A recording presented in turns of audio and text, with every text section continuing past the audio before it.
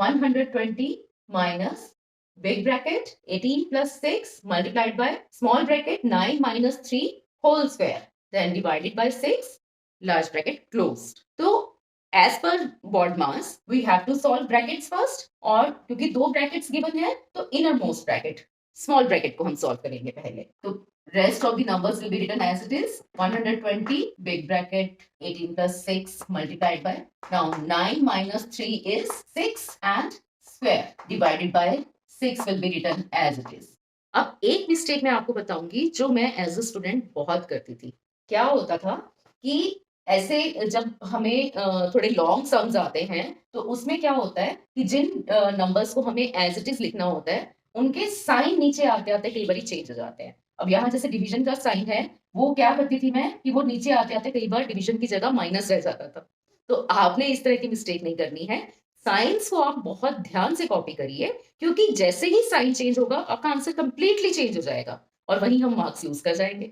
ठीक है, तो जो गलती मैं करती रही आप नहीं करिएगा. ठीक है, तो नेक्स्ट है 120 minus 18 plus 6 will be written as it is multiplied by, we have to solve this operation first. 6 6 are 36 divided by 6. Now next step, what will we do? क्या करेंगे हम सॉल्व पहले? सबसे पहले 18 plus 6 करेंगे 24.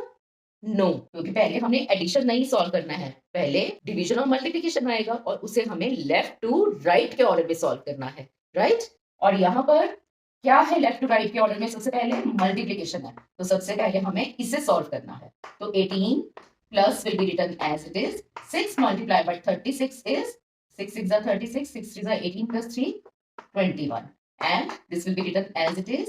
साइन बहुत carefully आपने division का ही रखना है, माइनस नहीं करना मेरी तरह. Now next step, 120 will be written as it is minus 18 plus will be written as it is.